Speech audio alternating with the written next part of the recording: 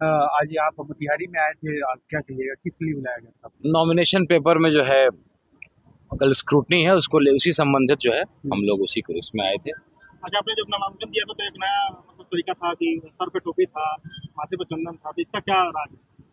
देखिए, जो लड़ाई मैं लड़ने निकला हूँ जिसके लिए एक सिंबॉलिक हम लोगों ने एक मैसेज देने का प्रयास किया था कि न धर्म में बटेंगे न जाति में बटेंगे। इस बार शिवहर के लिए सबसे पढ़ा लिखा व्यक्ति, वहाँ का लोकल, वहाँ का बेटा इस चुनाव में लड़े मजबूती से, और उसको लेकर के हम लोग एक क्षत्रिय के रूप में टीका लगाया था और अक़लियत की लड़ाई, उसके हक और हकूक़ की लड़ाई लड़ने निकले हैं। उन्हीं के कहने पे, उन्हीं के लिए हम लोग जिस लड़ाई को लड़ने निकले हैं, तो एक मैसेज देना था।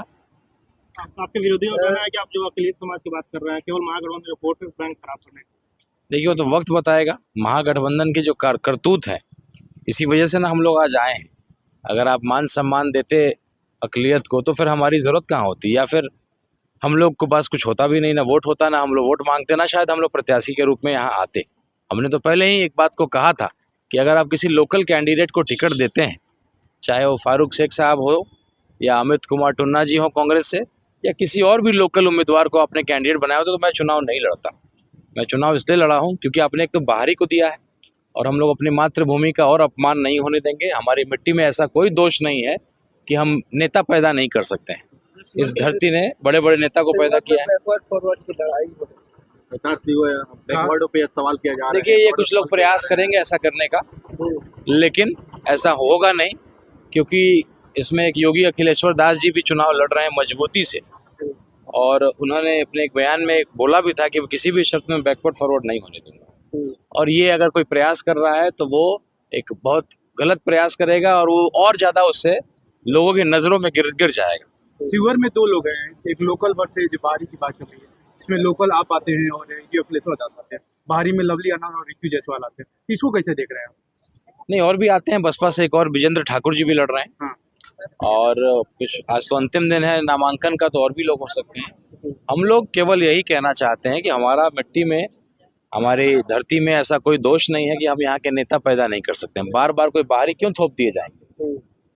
शिवहर से रघुनाथ झा जी के पोते को भी तो टिकट दिया जा सकता था, लेकिन नहीं दिया गया। चेतन आनंद जी को दिया गया। क्या हश्र हुआ, लोगों ने देखा। और क्षत्रिय का धर्म होता है कि अपनी मिट्टी के मान सम्मान के लिए लड़ना, और वही हम लोग करने निकले हैं। और एक नया समीकरण सिवान में और शिवहर में आपको देखने के लिए मिलेगा। और ये अगर एक्सपेरिमेंट बोलिए, चाहे ये जो आप बोलिएगा एक क्रांतिकारी फैसला अगर मिला, तो अगले विधानसभा में आपको दिखेगा अक़लियत जो है एक अलग दिशा, एक अलग पार्टी की तरफ चली जाएगी, और पूरे बिहार का जो है पूरा वोटिंग पैटर्न बदलने जा रहा है। महागठबंधन से अक़लियत समाज लगातार नाराज है, क्या इसका पूरा फायदा मिलेगा आपको? बिल्कुल मिलेगा। मैं बहुत ईमानदारी से लड़ाई लड़ रहा हूँ।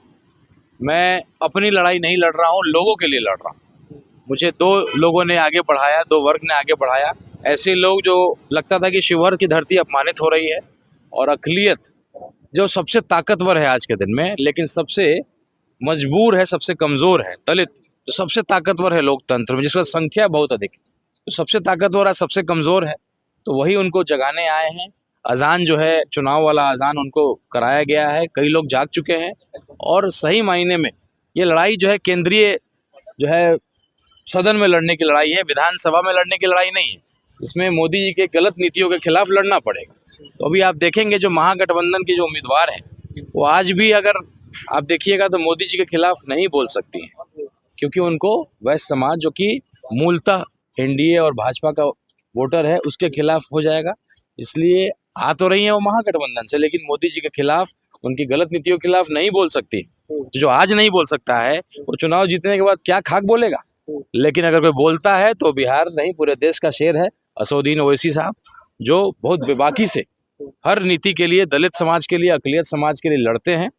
और उन्होंने एक हिंदू के बेटा पे विश्वास दिखाया है, और मुझसे वादा लिया है कि जो लोग दाग लगाते हैं कि एमआईएम केवल मुस्लिम की पार्टी, आप उस दाग को धोइए और उनको साबित करिए, उनको बताइए कि अकबरुद्दीन ओवैसी से लेकर के असदुद्दीन ओवैसी साहब उतना ही सम्मान करते हैं हर समाज का, हर धर्म का।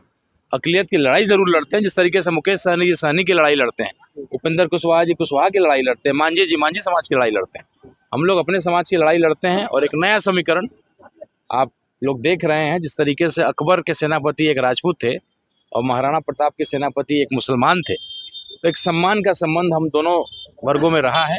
और उसी का जो है एक नया पुराना इतिहास, एक मॉडर्न, एक युग, एक मॉडर्न समीकरण बन रहा है। अंत में एक सवाल है, बहुत सारे लोग मैदान में हैं, बहुत प्रत्याशी मैदान में हैं। क्या आपकी लड़ाई किनसे मानी जा रही है? देखिए, मेरी लड़ाई किसी से नहीं है, मेरी लड़ाई बाहरी से है। जो बाहरी आकर के हमारे मिट्टी को कलंकित कर रहे हैं, उनको जवाब देंगे, उनको तीसरे चौथे नंबर पे भेजेंगे, ताकि दोबारा जो है इस शिवहर की धरती को खास करके, चाहे बेलसंड की धरती विधानसभा की बात हो या शिवहर लोकसभा की बात हो, ये बाहरियों का जो नज़र गिद्ध की तरह पड़ा हुआ है, इनको सबक सिखाएंगे।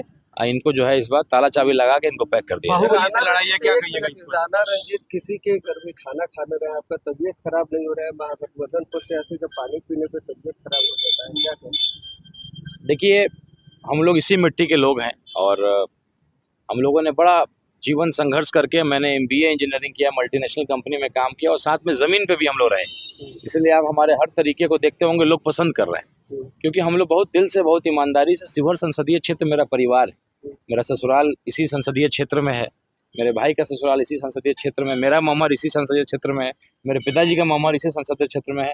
हमारे जितने पट्टी पटदार हैं, अगर सबको जोड़ लीजिएगा तो हमारे आधे संबंधी जो है 20-25 हज़ार तो हमारे संबंधी है। उनके यहाँ आना जाना, उन्हीं रास्तों पे हमें चलना है, उन्हीं इलाकों में जाना है जहाँ बिजली की समस्या हो, रोड की समस्या हो, तो हम लोग यहीं के हैं, ये हमको आजीवन झेलना है। कोई यहाँ से हारेगा जीतेगा वो निकल जाएगा दिल्ली, लेकिन हम लोग कहाँ जाएंगे? हमारा तो घर है, हम हारेंगे जीतेंगे यहीं रहेंगे, यहीं हमारा सुख दुख में रहना है, अपने लोगों के बीच में रहना है। मैदान में बाहुबली लवली आनंद है, रितु जायसवाल है और योगी अखिलेश्वर दास हैं, जिनका नाम चर्चा तीनों लोग। राणा रंजीत सिंह अपनी लड़ाई कहाँ देख रहे हैं अभी इनके साथ?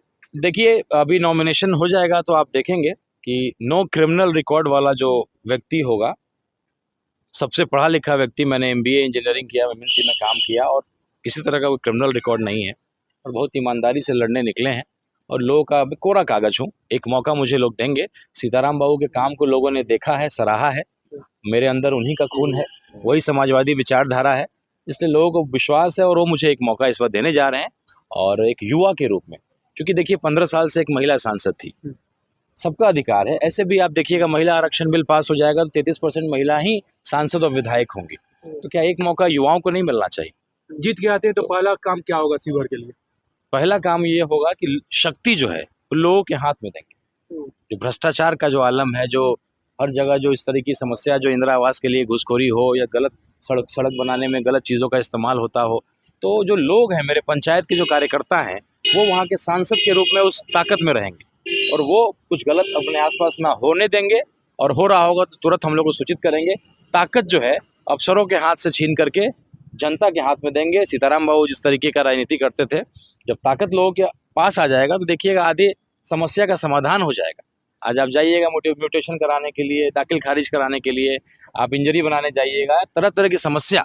और साथ ही साथ एक सबसे बड़ी समस्या लोन को लेकर के, महिलाओं को जो जकड़ लिया गया है। आप जो जीविका और छोटे छोटे जो समूह के लोन दिए जाते हैं, ये महिलाओं को जकड़ करके उनके जीवन को, कई लोग सुसाइड कर रहे हैं। आपने लोन तो दिया है, लेकिन लोन के वजह से लोग बहुत परेशान हैं।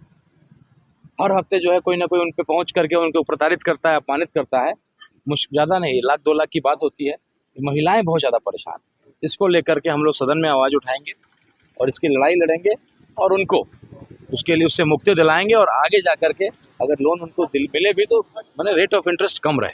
अभी जो समूह लोन जो मिलता है बहुत अधिक रेट ऑफ इंटरेस्ट में है, और गांव-गांव में महिलाएं बहुत परेशान है, सुसाइड की नौबत है, बहुत तकलीफ में है। उसके लिए भी हम लोग आवाज़ बुलंद करेंगे। महिला कार्यकर्ता, महिला जो हमारी वोटर है, उनका शिकायत है, उसको दूर करने का प्रयास करेंगे। बहुत बहुत धन्यवाद। बहुत बहुत